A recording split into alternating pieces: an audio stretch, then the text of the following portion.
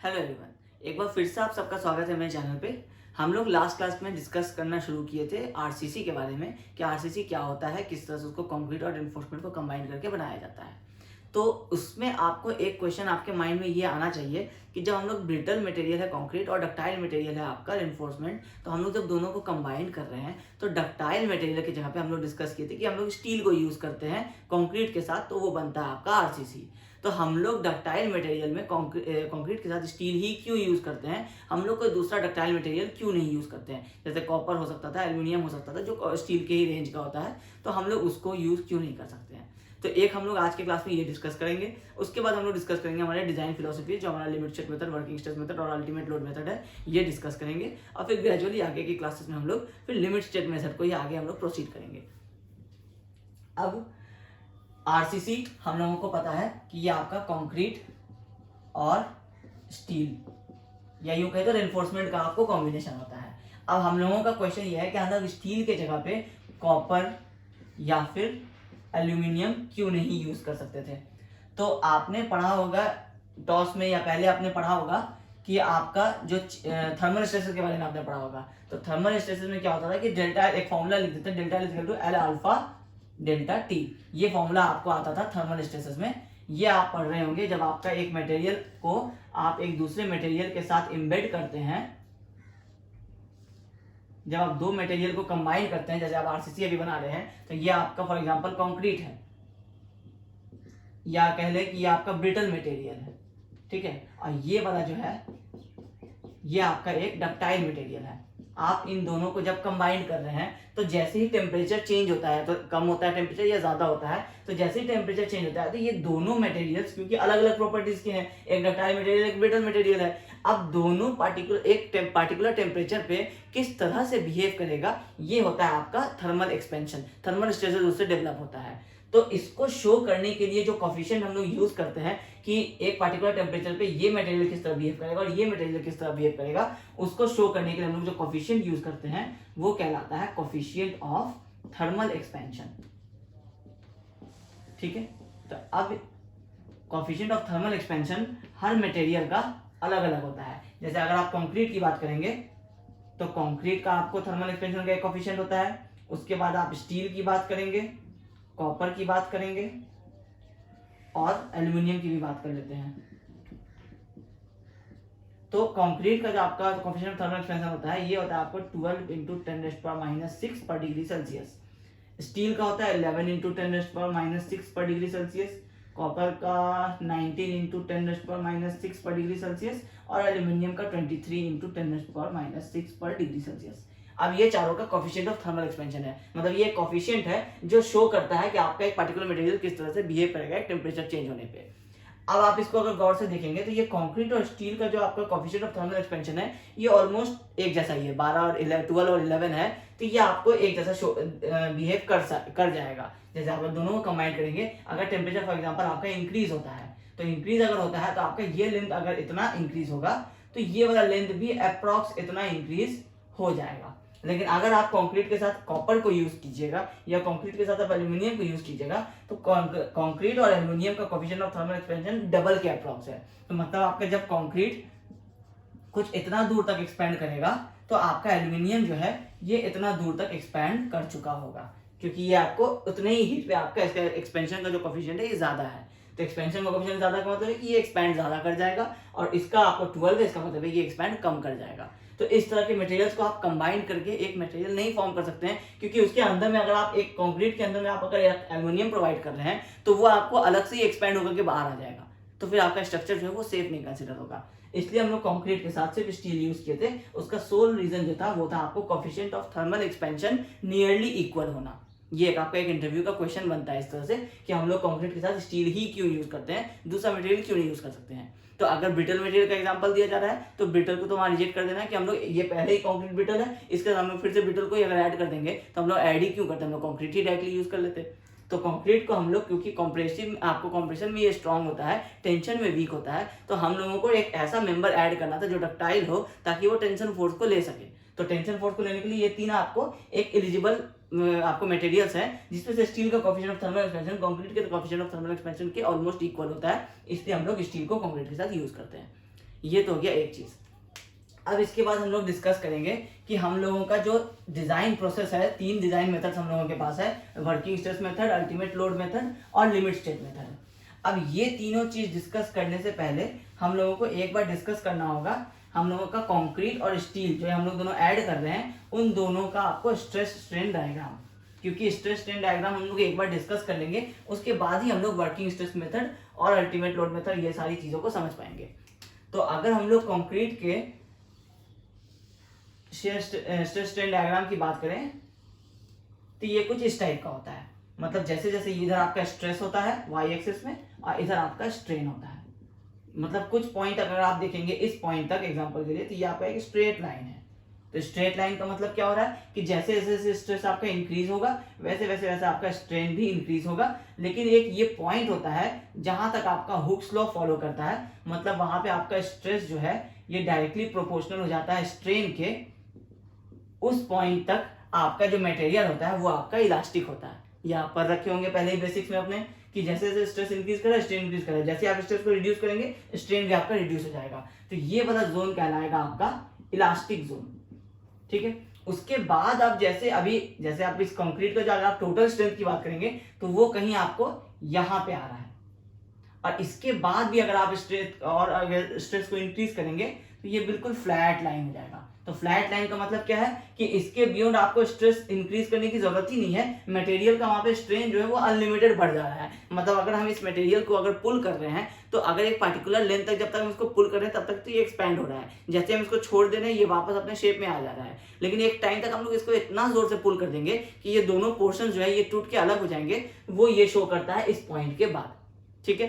तो इसका मतलब है कि यहां पे जो आपका स्ट्रेंथ आएगा ये आपका हो जाएगा अल्टीमेट स्ट्रेंथ। इसके बाद ये कंक्रीट आपको कोई स्ट्रेंथ प्रोवाइड नहीं कर पाएगा, उसके बाद ये फेलियर हो जाएगा।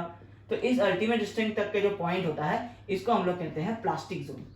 प्लास्टिक कहने का मतलब ये होता है कि ये आपको अगर इलास्टिक जोन से प्लास्टिक जोन में चला गया तो मतलब है कि अब ये मटेरियल वापस अपने शेप को गेन नहीं कर पाएगा, ठीक है। तो हम लोग जब आरसीसी स्ट्रक्चर की बात कर रहे हैं तो चाहे हम लोग इसमें कंक्रीट यूज करें चाहे हम लोग इसमें स्टील यूज करें, वो दोनों ही हम लोग इलास्टिक लिमिट तक ही यूज करेंगे। मतलब जब भी उसके स्ट्रेंथ की हम लोग बात करेंगे तो हम लोग ये बात करेंगे कि इस पॉइंट तक, इस पॉइंट को हम लोग कहते हैं यील्ड पॉइंट। या आपने अगर स्ट्रेस स्ट्रेन डायग्राम पहले पढ़ रखा है तो आपको पता होगा कि इसको हम लोग कहते हैं यील्ड पॉइंट।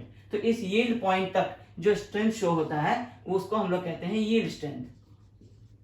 तो हम लोग जब भी अभी आगे कंक्रीट और स्टील की बात करेंगे या उसके स्ट्रेंथ की बात करेंगे तो हम लोग बात करेंगे इस यील्ड पॉइंट पे यील्ड स्ट्रेंथ की बात। अब अगर देखा जाए तो कंक्रीट में अगर आपका ये यील्ड स्ट्रेंथ है, फॉर एग्जांपल ये आपका अगर 25 मेगा पास्कल है, ठीक है, बट उसके अल्टीमेट स्ट्रेंथ को अगर देखा जाए तो हो सकता है कि वो आपका 30 मेगा पास्कल होगा। मतलब 30 न्यूटन पर एमएम स्क्वायर पे वो अगर इतना लोड आता 30 न्यूटन लोड पर एमएम स्क्वायर पे आएगा तब भी ये कंक्रीट फेल नहीं करेगा, जैसे ही 31 आएगा तब वो फेल करेगा। बट अगर 25 न्यूटन पर एमएम स्क्वायर से ज्यादा का लोड पड़ गया तो वो कंक्रीट जो होगा वो अपना शेप को वापस गेन नहीं कर पाएगा। तो जब गेन नहीं कर पाएगा तो इसका मतलब है कि उसमें परमानेंट डिफ्लेक्शन रह जाएगा। तो अब आप इसको एज्यूम कीजिए कि अगर आप अपने स्ट्रक्चर में एक बीम यूज कर रहे हैं और उसके ऊपर आपके अगर एक फंक्शन हुआ, उसमें बहुत सारे लोग आ गए, उसमें हैवी लोड्स आया और जैसे ही वो लोड्स आएगा तो वो बीम आपका डिफ्लेक्ट कर गया और जैसे ही वो लोग जब वापस चले गए तो आपको वो डिफ्लेक्शन जो है वो वापस नहीं हुआ। तो इसका मतलब है कि वो बीम आपका फेल हो गया, क्योंकि जैसे ही उसके ऊपर अब अगली बार और भी लोड आएगा तो वो जिस पॉइंट पे अगर आपका पहले एक बीम यहाँ था उसके बाद इस पे यहाँ पे लोग खड़े थे, अब ये बीम आपका डिफ्लेक्ट होकर के यहाँ पे आ गया। अब आपको लोग जो है ये आपके चले गए बट आपके बीम का जो एक्चुअल लेंथ है अब वो कुछ इस तरह का हो गया। अब जब कल को फर्दर इस पे लोग आकर के खड़े होंगे तो ये तो कुछ ऐसा और डिफ्लेक्ट कर जाएगा, क्योंकि अब ये इलास्टिक जोन से बाहर होकर प्लास्टिक जोन में आ चुका है। तो प्लास्टिक जोन में आने का मतलब है कि अब उस पर लोड पड़ता रहेगा ये और आपका डाउनवर्ड जो है इसमें और डिफ्लेक्शन आता रहेगा, मतलब ये शेप को वापस रीगेन नहीं कर पाएगा। तो इसलिए हम लोग जब भी बात करेंगे कंक्रीट की या फिर स्टील की तो उसमें हम लोग जो स्ट्रेंथ की बात करेंगे वो हम लोग बात करेंगे यील्ड स्ट्रेंथ की, ठीक है। अब ये अभी क्यों बताएं, क्योंकि अभी हम जब वर्किंग स्ट्रेस मेथड डिस्कस करेंगे तो उसमें आपको ये अल्टीमेट लोड और ये अल्टीमेट स्ट्रेंथ और ये यील्ड स्ट्रेंथ की बात आएगी। तो आपको पता होना चाहिए कि अल्टीमेट स्ट्रेंथ क्या होता है। वो स्ट्रेंथ होता है जिसके आगे वो पार्टिकुलर कंक्रीट रेजिस्ट कर ही नहीं सकेगा, वो ब्रेक हो जाएगा, वो फेल हो जाएगा। लेकिन हम लोगों का कंसर्न जब हम लोग आरसीसी डिजाइन करेंगे तो हम लोगों का कंसर्न ये होगा कि वो फेल होगा, वो तो एक फेलियर मोड होगा, लेकिन हम लोगों को थोड़ा सेफ रहना होता है। जैसे हम लोग स्टील स्ट्रक्चर भी करते थे तो उसमें हम लोग थोड़ा सेफ साइड अपना डिजाइन करते थे।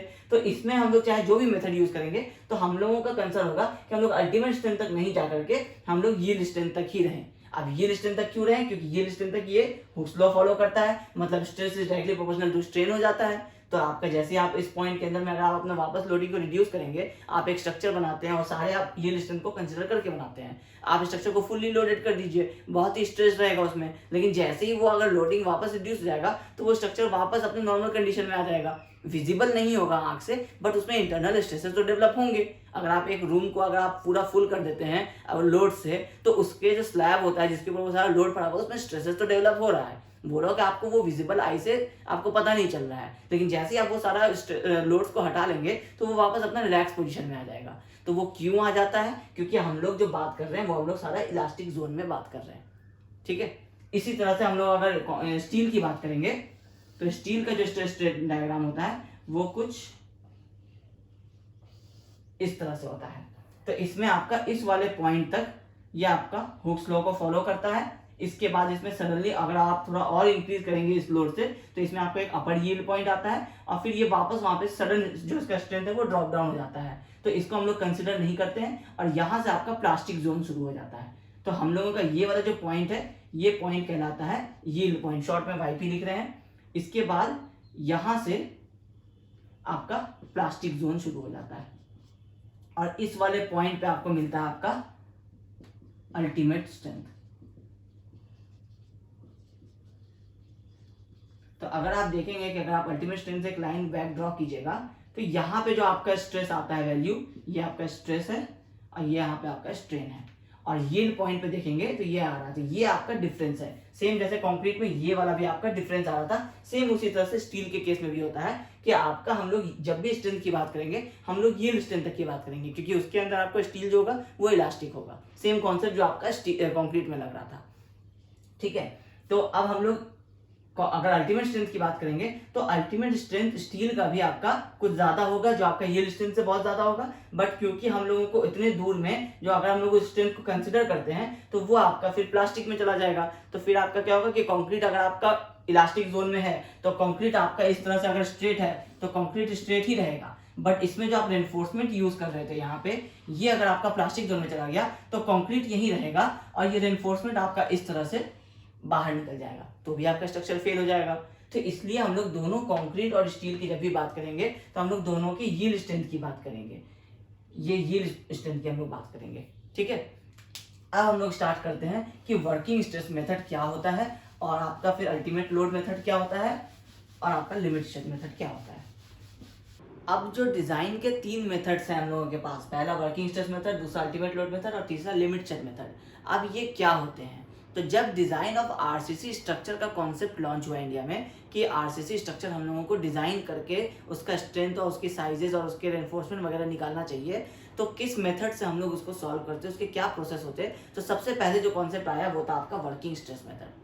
अब वर्किंग स्ट्रेस के नाम से ही आपको समझ में आ रहा होगा कि ये आपको वर्किंग स्ट्रेस को कंसिडर करता था। मतलब क्या होता है डिजाइन का स्ट्रेस वो हम लोग आगे डिस्कस करेंगे, बट अभी एक कॉन्सेप्ट के लिए ये समझ लीजिए कि हम लोग आगे जो भी यूज कर रहे हैं, मतलब वर्किंग स्ट्रेस मेथड वालों ने जब डिसाइड किया कि हम एक पार्टिकुलर जैसे कंक्रीट और स्टील हम लोग यूज कर रहे हैं आरसीसी स्ट्रक्चर बनाने के लिए, तो हम कंक्रीट और स्टील का हम लोग वर्किंग स्ट्रेस का जो वैल्यू होगा वो लेंगे। अब अभी तक आप क्या डिस्कस किए थे कि अल्टीमेट स्ट्रेंथ आपको पता था, जब ये हम लोग स्ट्रेस स्ट्रेन डायग्राम डिस्कस किए थे तो वो होता था आपका अल्टीमेट स्ट्रेंथ, दूसरा आपको पता था यील्ड स्ट्रेंथ। ठीक है, तो अभी हम लोग क्या डिस्कस करते हैं कि यील्ड स्ट्रेंथ ही हम लोगों को आरसीसी में लेना चाहिए, अल्टीमेट स्ट्रेंथ जो है वो हम लोगों को कंसिडर नहीं करना चाहिए। वो एक वैल्यू है जो हम लोगों को सिर्फ पता होना चाहिए कि इतने के आगे वो फेल हो जाएगा, ये तो फॉर श्योर है, बट यील्ड स्ट्रेंथ को हम लोग कंसिडर करके डिजाइन करना चाहिए। अब वर्किंग स्ट्रेस मेथड ने क्या किया कि वो यील्ड स्ट्रेंथ को तो कंसिडर करेंगे। जैसे कि आप अभी लास्ट टाइम आप स्टील स्ट्रक्चर में पढ़ रहे थे तो उसमें आप देखते होंगे कि आपका वैल्यू हम लोग यूज करते थे FY। अब आपका FY जैसे 415 कभी यूज होता था, कभी FY 250 यूज होता था, तो वो हम लोगों का यील्ड स्ट्रेंथ होता था स्टील का 415 या 250 हम लोग यूज करते थे। ठीक है, लेकिन सिर्फ आप FY यूज नहीं करते थे, आप FY के साथ साथ यूज करते थे कभी कभी 0.66 FY, कभी आपको 0.4 FY, कभी 0.75 इस तरह से आप एक फैक्टर ऑफ सेफ्टी आप इसको कह सकते हैं कि एक वैल्यू जो आपके FY से भी और रिड्यूस्ड होगा। अगर आप टेंशन की बात करते हैं तो उसमें आपका एक्सियल टेंशन में 0.6 FY ये आप यूज करते थे। जब आपका FY 250 होता था तो आपका जो स्ट्रेस का वैल्यू हो जाता था वो आपका 150 हो जाता था, क्योंकि आप उसको 0.6 टाइम्स लेते थे। तो वर्किंग स्ट्रेस मेथड में उन्होंने क्या डिसाइड किया कि हम जो स्ट्रेस लेंगे वो होगा वर्किंग स्ट्रेस। अब ये वर्किंग स्ट्रेस किसको कहते थे? ये कहते थे कि जो आपका यील्ड स्ट्रेंथ में कुछ फैक्टर ऑफ सेफ्टी हम और उसमें लगाएंगे। जैसे आपका अगर 250 है तो इसमें आप फैक्टर ऑफ सेफ्टी आप अपना 0.6 लगा दिए, तो 0.6 लगा दिए तो आप अब 250 वाला स्टील ही यूज कर रहे हैं, बट उसका टोटल स्ट्रेंथ आप कितना ले रहे हैं? 150। आपको पता है कि ये 250 में भी फेल नहीं होगा। 250 का भी जो अल्टीमेट स्ट्रेंथ होता है वो 350 होता है, बट आप 350 का हम लोग कंसिडर कर रहे हैं कि 350 नहीं यूज करके 250 करना चाहिए। अब वर्किंग स्ट्रेस मेथड जब स्टार्ट हुआ तो उन्होंने कहा कि 250 यील्ड स्ट्रेंथ हुआ, ये हम लोग यूज नहीं करेंगे, हम लोग इसमें फैक्टर ऑफ सेफ्टी लगाएंगे। तो उन्होंने अलग अलग कंडीशन में, जैसे शेयर के लिए 0.4 निकाला, एक्सियल टेंशन के लिए 0.6 निकाला, तो इससे क्या हो गया कि अब आप यूज करने लगे 150 न्यूटन पर mm², जो आप स्टील स्ट्रक्चर में यूज करते थे, क्योंकि उसमें भी आप स्टील ही यूज करते थे, तो कॉन्सेप्ट तो आपको उसमें भी वही था। आप वर्किंग स्ट्रेस मेथड से पूरा स्टील स्ट्रक्चर पढ़े थे, वो आपको यही वाला कॉन्सेप्ट था उसका, उसमें ये वर्किंग स्ट्रेस को कंसिडर करता था। अब इसमें ड्रॉबैक क्या क्या होने लगा अब ये समझिए। अब आपको एक तो पहले ही कॉमन सेंस में समझ में आ रहा होगा कि 350 का उसका अल्टीमेट स्ट्रेंथ है, मतलब 350 तक वो लोड बियर कर सकता है, फिर भी उसका यील्ड स्ट्रेंथ हम लोग 250 ले रहे हैं क्योंकि 250 तक वो इलास्टिक होता है। यहाँ तक तो आपका लॉजिक था, लेकिन उसके बाद उस ये इलास्टिक जोन में भी, जैसे आपका अगर आपका ये स्ट्रेस स्ट्रेन डायग्राम कुछ इस तरह से था स्टील का, तो इसमें आपका यहाँ पे आपका यील्ड स्ट्रेंथ है, मतलब इसके नीचे का कोई भी वैल्यू अगर आप ले रहे हैं तो उसमें ये आपको मटेरियल जो है ये इलास्टिक ही है। तो हम लोग क्या कह रहे हैं कि अपर लिमिट जहाँ पे इसके बाद ये इलास्टिक खत्म हो जाता है, हम लोग वो वाला स्ट्रेंथ लेते हैं, मैक्सिमम यूज होगा हम लोगों का। बट उन लोगों ने क्या कहा कि कभी हम लोग यहाँ वाला वैल्यू लेंगे, जब हम लोग एक्सियल टेंशन के लिए लेंगे, जब शेयर के लिए लेंगे तो हम लोग यहाँ वाला वैल्यू लेंगे। तो अब अगर वो यहाँ तक का वैल्यू लेते हैं तो ये जो इतना जो जितनी दूर ये इलास्टिक और है वो स्ट्रेंथ तो आपका वेस्टेज में आ रहा है। तो ये एक इसका सिंपल सा एक ड्रॉबैक हुआ। अब दूसरा ड्रॉबैक देखिए, जब हम लोग आरसीसी में आते हैं तो ड्रॉबैक क्या होता है कि हम लोगों को पता है कि stress is equal to load per upon area होता है, ठीक है, P/A। अब अगर हम लोगों को एरिया निकालना हो तो वो लोड बाई स्ट्रेस हो जाएगा। अब आपका ये समझिए कि लोड कांस्टेंट है, या हम लोग लोड को के जगह पे हम लोग यहाँ पे 500 किलो न्यूटन पुट कर देते हैं। अब आपका अगर हम लोग इस स्ट्रेस के जगह पे अगर हम लोगों को एरिया निकालना है, फॉर एग्जांपल किसी बीम का, अगर इस ये हमारा बेसिक कॉन्सेप्ट हमेशा से रहेगा क्योंकि stress is equal to load per unit area होता है। इसी को ही हम लोग अब जब आरसीसी पढ़ेंगे आगे तो उसको हम लोग और मॉडिफाई करेंगे, और मॉडिफाई करके हम लोग एक अच्छा खासा फॉर्मूला इसमें निकालेंगे, बट बेसिक कॉन्सेप्ट तो यही रहेगा हर बार। तो अब आपका अगर लोड 500 किलो न्यूटन है तो इसमें अगर आप जो अपना स्ट्रेस का वैल्यू निकाल रहे हैं, यहाँ पे जब सिग्मा रखते, अगर आप यहाँ पे 350 रखते तो आपको एरिया क्या आता? कुछ रिड्यूस आता। लेकिन अगर आप यहाँ पे 350 नहीं रख करके 250 रखेंगे तो जो एरिया, अगर फॉर एग्जांपल आप यहाँ पे जब 350 रखते हैं तो आपको यहाँ पे एरिया आ रहा है, फॉर एग्जांपल अभी सॉल्व नहीं करते हैं इसको, 100 सेंटीमीटर स्क्वायर आ रहा है, ठीक है। अब मान लीजिए आप यहाँ पे 350 की जगह पे 250 रखेंगे तो डिनोमिनेटर आप कम कर दिए, इसका मतलब है कि टोटल एरिया आएगा ये ज्यादा आएगा, तो ये आएगा आपका 120 सेंटीमीटर स्क्वायर। ये सारा फॉर एग्जांपल है, एग्जैक्ट इसको अभी सॉल्व नहीं कर रहे हैं, ठीक है। उसके बाद अब आप क्या कह रहे हैं कि वर्किंग स्ट्रेस मेथड कह रहा है कि 250 भी हम लोग नहीं लेंगे, हम लोग क्या लेंगे 0.6 इंटू 250, मतलब हम लोग लेंगे यहाँ पे 150 का वैल्यू। तो ये एरिया क्या हो गया और बढ़ जाएगा, अब ये हो जाएगा आपका 150 सेंटीमीटर स्क्वायर। मतलब अगर आप अल्टीमेट के हिसाब से करते तो 100 सेंटीमीटर स्क्वायर आता, अगर आप यील्ड स्ट्रेंथ के हिसाब से करते तो 120 सेंटीमीटर स्क्वायर आता, लेकिन अगर आप अगर आप वर्किंग स्ट्रेस मेथड के हिसाब से करते तो आपको 150 सेंटीमीटर स्क्वायर आ रहा है। तो मतलब है कि आप अगर 120 पे भी बनाते तो आपको वो नहीं बना के आप क्या कर रहे हैं 150 ले रहे हैं, मतलब सारे के साइजेस जो है वो बड़े बड़े आ गए। अब यहाँ पे ये वाला वैल्यू आ गया, ये आपका बीम का एक साइज आ गया, ठीक है। अब ये हो गया आपको वर्किंग स्ट्रेस मेथड। तो इसके बाद आया आपको अल्टीमेट लोड मेथड। अब अल्टीमेट लोड मेथड में क्या होने लगा कि उन्होंने कहा कि हम लोग एक मटेरियल का अल्टीमेट लोड को ही कंसिडर कर लेते हैं, सबसे बेस्ट रहता है। अभी आप यहाँ देखेंगे तो आपको ये देख के लग रहा होगा कि 150 का हम लोग 120 क्यों प्रोवाइड करेंगे, हम लोग 100 सेंटीमीटर स्क्वायर प्रोवाइड कर देते हैं, सबसे बेस्ट। अगर 150 में इतना आता है तो 120 में कुछ इतना साइज का बीम आ रहा होगा, इसमें अगर आप 100 कर देंगे तो आपका कुछ इतना ही साइज का सिर्फ बीम आएगा, तो ये तो और भी बेस्ट कंडीशन हुआ। तो अब हम लोग जब स्ट्रेस स्ट्रेन डायग्राम पढ़ रहे थे, ये जैसे स्टील का हो गया, इसके बाद हम लोग जब कंक्रीट का पढ़ रहे थे, ये कुछ इस तरह से था, मतलब इस पॉइंट के बाद ये आपका अल्टीमेट लोड है, इसके बाद अगर लोड इंक्रीज हुआ तो आपको क्या होगा, ये सडन फेलियर हो जाएगा। ठीक है, अब आप अल्टीमेट लोड को कंसिडर करके आप अपना स्ट्रक्चर डिजाइन कर रहे हैं। अब आपको ये अल्टीमेट से आप बनाए तो आपको कितना रिक्वायर्ड हुआ, 100 सेंटीमीटर स्क्वायर। आप प्रोवाइड कर दिए एक बीम जिसका साइज है 105 सेंटीमीटर स्क्वायर, क्योंकि आपका 100 रिक्वायर्ड था, आप 105 प्रोवाइड कर दिए, बहुत ज्यादा पैसा का वेस्टेज आप करेंगे नहीं। अब आपका 105 का जो ये है, ये आपका टोटल लोड बेयर कर सकता है अल्टीमेट स्ट्रेंथ तक। लेकिन जैसे ही आपका ये यील्ड स्ट्रेंथ को पार करेगा ये लोड, यहाँ से आपका यील्ड स्ट्रेंथ को जैसे पार किया तो रिक्वायरमेंट वहां 120 सेंटीमीटर स्क्वायर का होने लग गया था, बट आपके पास बीम कितना साइज का था, 105 सेंटीमीटर स्क्वायर का। ब्रेक ये अभी भी नहीं होगा, लेकिन क्या होगा, अब इसमें डिफ्लेक्शन आना शुरू हो जाएगा। जब डिफ्लेक्शन आना शुरू हो जाएगा, लोड्स बढ़ते रहेंगे, डिफ्लेक्शन बढ़ता रहेगा, क्योंकि ये वापस गेन कर पाएगा नहीं अपना स्ट्रेंथ को, अपने शेप को। ऐसे करते करते जैसे ही आपका अल्टीमेट स्ट्रेंथ पे पहुंचा और इनकेस अगर फर्दर इंक्रीज हो गया तो वो आपका कोलैप्स कर जाएगा। तो ये वाला मेथड जो है ये आते के साथ ही रिजेक्ट हो गया, मतलब ये आपका इस पे कोई कोड आया ही नहीं कि अल्टीमेट लोड मेथड पे हम लोग 5 साल काम कर रहे हैं, ये आया ही नहीं। वर्किंग स्ट्रेस मेथड पे हम लोग आज तक काम कर रहे हैं। हम लोग स्टील स्ट्रक्चर जब डिस्कस किए थे वो वर्किंग स्ट्रेस मेथड पे डिस्कस किए थे, और नहीं तो अगर डिस्कस करते तो हम लोग लिमिट स्टेट मेथड पे डिस्कस करते।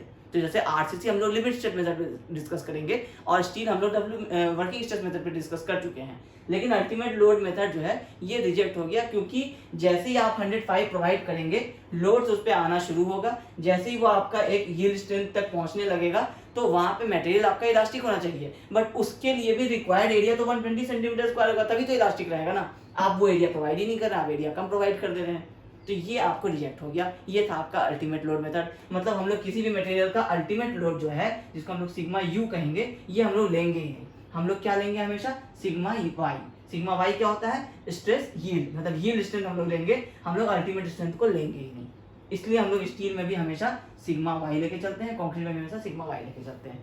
ठीक है, अब इसके बाद आया कि जब ये दोनों मेथड्स में ड्रॉबैक्स आने लग गए, वर्किंग स्ट्रेस में बहुत एक्सेसिव अमाउंट ऑफ मनी और साइजेस रिक्वायर्ड होने लग गए। मतलब एक पार्टिकुलर अगर 500 किलोमीटर का लोड आपको बियर करना है, उसके लिए आप जो लिमिट स्टेट मेथड में शायद प्रोवाइड करते हैं तो वो हाफ प्रोवाइड करते हैं, और वर्किंग स्ट्रेस मेथड में जब आप प्रोवाइड कर रहे हैं तो आप उसका 2 गुना साइज का मेंबर प्रोवाइड कर रहे हैं। तो पूरा स्ट्रक्चर जब आप वर्किंग स्ट्रेस मेथड से बनाएंगे तो वो बहुत ही हैवी स्ट्रक्चर हो जाएगा, ओवर सेफ हो जाएगा, मतलब वो गिरना है ही नहीं, उसमें वेस्टेज ऑफ मनी हो जाएगा। क्योंकि अगर आप उसको यील्ड से भी बनाते तो वो सेफ रहता, बट आप उसको यील्ड से भी और रिड्यूस कर देंगे तो बहुत ज़्यादा कॉस्ट लगेगा। तो अब ये वर्किंग स्ट्रेस मेथड धीरे धीरे ऑब्सोलीट होने लगा है। अब वर्किंग स्ट्रेस मेथड पे आपको स्ट्रक्चर्स डिजाइन नहीं होते हैं। कुछ पार्टिकुलर स्ट्रक्चर्स होते हैं बहुत, जिसमें आपको क्रैक्स बिल्कुल आप अलाउ ही नहीं कर सकते हैं। अभी हम लोग जब लिमिट करेंगे तब आपको समझ में आएगा कि ये वर्किंग स्ट्रेस मेथड में क्रैक्स इतना इंपॉर्टेंट क्यों होता है। जैसे आप एक बहुत हाई प्रेशर का वेसल बनाते हैं, जैसे गैस चैम्बर बना रहे हैं, या आप अपना वाटर टैंक्स बना रहे हैं कंक्रीट का या स्टील का, तो कंक्रीट का जब आप वाटर टैंक बनाएंगे तो उसमें अगर बहुत बड़ा वाटर टैंक है, उसमें बहुत ज़्यादा अमाउंट ऑफ वाटर अगर फिल किया हुआ है, तो उसके सबसे बॉटम में आपको सबसे हैवी प्रेशर आएगा। अगर ये आपका वाटर टैंक है और इसमें पूरा पानी भरा हुआ है तो ये बॉटम में आपको सबसे ज़्यादा प्रेशर लग रहा होगा। तो इनकेस अगर इस कंक्रीट में यहाँ अगर 1 mm का भी या 2 mm का भी अगर आपका गैप आ गया तो वो गैप जो है वो फर्दर इंक्रीज हो जाएगा, क्योंकि पानी का प्रेशर इतना ज़्यादा है कि वो 1 mm 1 सेंटीमीटर में चेंज होगा 10 मिनट के अंदर, और उसके बाद वो तुरंत फेल हो जाएगा। तो इसलिए इस तरह के जब हम लोग स्ट्रक्चर बनाते हैं, वाटर टैंक वगैरह हो गए या फिर ब्रिजेस हो गए, तो उसमें हम लोग यूज़ करते हैं वर्किंग स्ट्रेस मेथड। क्यों? क्योंकि हम लोगों को ओवर सेफ होना है। ओवर सेव करने के लिए पर्पजली हम लोग 2-3 स्ट्रक्चर्स को हम लोग वर्किंग स्ट्रेस मेथड में बनाते हैं। लेकिन जैसे हमारा आरसीसी है, हमारा बिल्डिंग है, तो हमारे बिल्डिंग में क्योंकि हम लोगों को इलास्टिक जोन तक में कितना भी लोड पड़ेगा वो वापस रिकवर हो जाएगा, तो हम लोग इसको इलास्टिक लिमिट तक बनाएंगे। तो इलास्टिक लिमिट तक बनाने वाला जो मेथड है वो है आपका लिमिट स्टेट मेथड।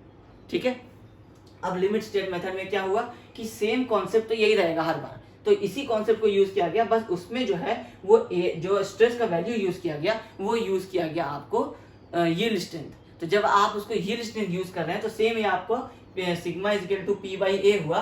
तो पी आपका यहाँ पे 500 किलो न्यूटन था, और एरिया जो है ये जब area is equal to P by sigma हो गया, तो सिग्मा जो है यहाँ पे आप यूज कर रहे हैं किसी मेंबर का यील्ड स्ट्रेंथ।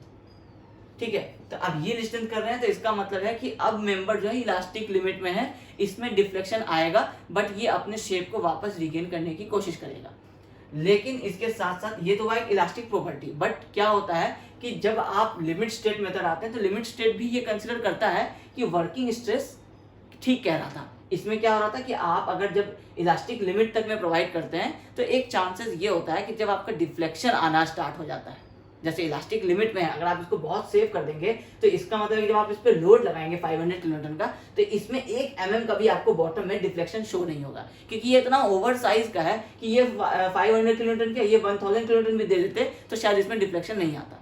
बट जब लिमिट स्टेट मेथड में आप इसी 500 किलोन्यूटन में 150 सेंटीमीटर स्क्वायर के बदले 120 सेंटीमीटर स्क्वायर का आप साइज देंगे, तो इसमें क्या होगा, एक इलास्टिक डिफ्लेक्शन आएगा जो कि आपको लोड हटते ही वापस रिकवर हो जाएगा। तो अब जब लोड हटते ही अगर आपको लोड आया और आपका बीम अगर डिफ्लेक्ट हुआ और आप जब अपने किसी आप घर में आप किसी फ्लोर पे खड़े हैं और आपको उसके ऊपर वाला बीम अगर आपको डिफ्लेक्टेड दिखेगा तो आपको वो एक डेंजर का साइन लगेगा।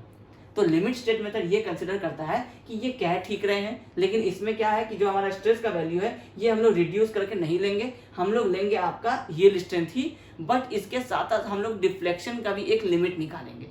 अब क्या लिमिट निकालेंगे कि इतना हम लोग डिफ्लेक्शन अलाउ करेंगे जितना तक में वो स्ट्रक्चर जो है वो किसी को भी देख करके मतलब उसको डेंजर का वो फील ना आए, उसको सेफ फील हो, इतना हम लोग एक लिमिट प्रोवाइड करेंगे।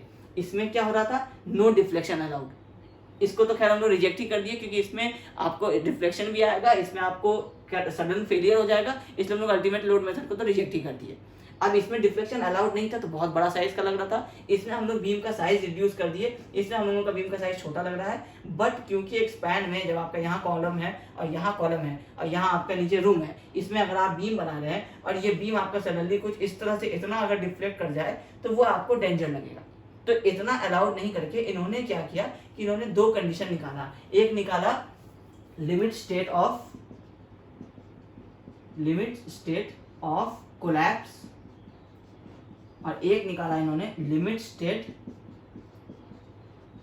Of serviceability. ये दो मेथड्स इस लिमिट स्टेट मेथड के अंदर में आए। अब ये दो मेथड्स क्या करते हैं, limit state of method of collapse जो है ये चेक करता है स्ट्रक्चर के स्ट्रेंथ को, कि स्ट्रक्चर का इसका प्राइम काम होता है कि स्ट्रक्चर का स्ट्रेंथ को मेंटेन रखना है, स्ट्रक्चर फेल नहीं होना चाहिए, ब्रेक नहीं होना चाहिए। तो उसके लिए कितने साइजेस रिक्वायर्ड है, वो सारी चीजें जो है वो कोलैप्स के अंदर में आएंगी। क्योंकि अगर आपको रिइंफोर्समेंट और आपका साइज मतलब साइज ऑफ कंपोनेंट और रिइंफोर्समेंट, अगर ये दो चीज आप सही से निकाल लेंगे कैलकुलेट करके तो वो सेफ हो जाएगा। अब सेफ तो वर्किंग स्ट्रेस में भी हो रहा था, लिमिट स्टेट में भी आप कर दिए, बट इसके साथ साथ डिफ्लेक्शन आएगा। तो डिफ्लेक्शन के लिए एक अलग से उन्होंने क्राइटेरिया निकाला कि हम लोग डिफ्लेक्शन के लिए भी चेक करेंगे, तो वो आया आपको सर्विसिबिलिटी के अंदर में। डिफ्लेक्शन, क्रीप, ये सारी चीजें आप पर रखेंगे कि क्रीप क्या होता है, जो लॉन्ग टर्म जब लोडिंग बढ़ता है तो उसकी वजह से जो डिफ्लेक्शन आता है वो क्रीप कहलाता है। तो ये सारी जो चीजें हैं ये क्योंकि आप मेंबर के साइजेस को छोटा कर रहे हैं, रिड्यूस कर रहे हैं, तो ये दोनों चीजें आने का चांसेस है। तो इसको चेक करने के लिए इन्होंने एक मेथड निकाला जो कहला है लिमिट स्टेट ऑफ सर्विसिबिलिटी। तो हम लोग इन दोनों चीज़ों को आगे डिस्कस करेंगे जब हम अपने बीम का डिज़ाइन करेंगे या हम लोग कॉलम का डिज़ाइन करेंगे, तो हम लोग उसमें अपना कोलैप्स से भी चेक करेंगे और उसको सर्विसिबिलिटी के लिए भी चेक करेंगे। मतलब स्ट्रक्चर आपका सेफ है ये भी हमारा कंसर्न होगा और स्ट्रक्चर हमारा बहुत ज़्यादा डिफ्लेक्ट नहीं कर रहा है ये भी हम लोग चेक करेंगे। जब ये दोनों कंडीशन को सेटिस्फाई करेगा तो वो जो साइज हमारा निकल के आएगा जो इस दोनों कंडीशन को सेटिस्फाई करेगा वो साइज का बीम हमारा मिनिमम साइज होगा, उससे कम साइज का बीम हम प्रोवाइड ही नहीं करेंगे। ये है आपका ये लिमिट स्टेट मेथड, ठीक है। तो ये तीनों आपके वो मेथड है जो आपका working stress method, ultimate load method और लिमिट स्टेट मेथड। अब हम लोग वर्किंग स्ट्रेस मेथड को स्टॉप करेंगे क्योंकि वर्किंग स्ट्रेस मेथड हम लोग लास्ट में जब यूनिट 1 डिस्कस करेंगे तो वर्किंग स्ट्रेस और प्री स्ट्रेस मेथड ये दोनों हम लोग लास्ट में डिस्कस करेंगे। हम लोग अब नेक्स्ट वाले क्लास से स्टार्ट करेंगे लिमिट स्टेट मेथड। अब ये लिमिट स्टेट मेथड तो आपको समझ में आ गया कि आपको यील्ड स्ट्रेंथ को कंसिडर करता है, इसमें आपको डिफ्लेक्शन भी है अलाउ किया जाता है एक सर्टेन लिमिट तक। तो अब IS 456-2000 जो हमारा जो लिमिट स्टेट मेथड का जो कंक्रीट के लिए जो कोड है तो उसमें कुछ कुछ कंडीशंस दिए हुए हैं, कुछ आपको क्लॉजेस दिए हुए हैं जो आपको limit state method of design पढ़ने से पहले आपको पता होना चाहिए क्योंकि आगे आप उन सारी चीज़ों को यूज़ करेंगे। तो नेक्स्ट वाले क्लास में हम लोग लिमिट स्टेट मेथड के जितने भी आपके क्राइटेरियाज है जो स्पेसिफिकेशंस हैं जो IS कोड में गिवन है हम लोग उसको एक एक करके कंपोनेंट वाइज बीम के लिए, स्लैब के लिए, कॉलम के लिए, सबके लिए एक अच्छा सा टेबल बना करके उसको डिस्कस करेंगे। उसके बाद वाले क्लासेस से फिर हम लोग स्टार्ट करेंगे जो हमारा मेन डेरिवेशन और न्यूमेरिकल वाला जो हमारा चैप्टर्स होगा जिसमें लिमिट स्टेट ऑफ मेथड का आपको फ्लेक्सर, टॉर्जन, शियर ये सारी चीज़ें आएंगी, ठीक है। अब जहाँ तक रहा सवाल नोट्स का, तो नोट्स के लिए अगर हम फिर से नोट्स अगर बनाना शुरू करेंगे तो वो बहुत टाइम टेकिंग हो जाएगा और क्योंकि इस बार बहुत ज़्यादा सब्जेक्ट्स पढ़ाने का टारगेट है और टाइम भी आपको कम है, तो इसलिए नोट जो भी हम लोग बोर्ड पे अभी डिस्कस करेंगे, जो अभी तो 2 क्लासेस इंट्रोडक्शन के ही सिर्फ चल रहे हैं, तो इसमें आपको कोई बहुत ज़्यादा नोट्स वगैरह है नहीं, फिर भी हम आपको जो PDF होगा, जो बुक्स वगैरह का, वो हम आपको प्रोवाइड कर देंगे, बट हैंड रिटन नोट्स जो है वो अभी नहीं बनाने का टाइम है, बना भी नहीं पाएंगे और बहुत डिले हो जाएगा, फिर दूसरे क्लासेस जो है वो छूट जाएंगे।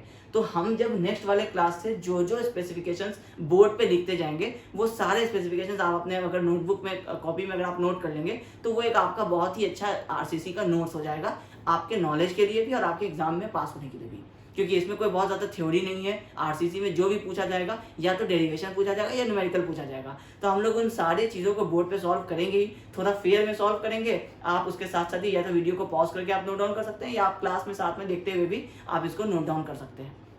तो इससे आपका एक RCC का नोट्स कंप्लीट हो जाएगा। बाकी एडवांस सर्वे वगैरह जो हम लोग पढ़ेंगे, उसके लिए आपका जो बुक का PDF रहेगा, वो हम लोग लास्ट ईयर में भी जो शेयर किए थे, वो सेम आपको लिंक जो है वो कम्युनिटी में आपको शेयर कर देंगे, आप वहाँ से अपना डाउनलोड कर सकते हैं नोट्स को।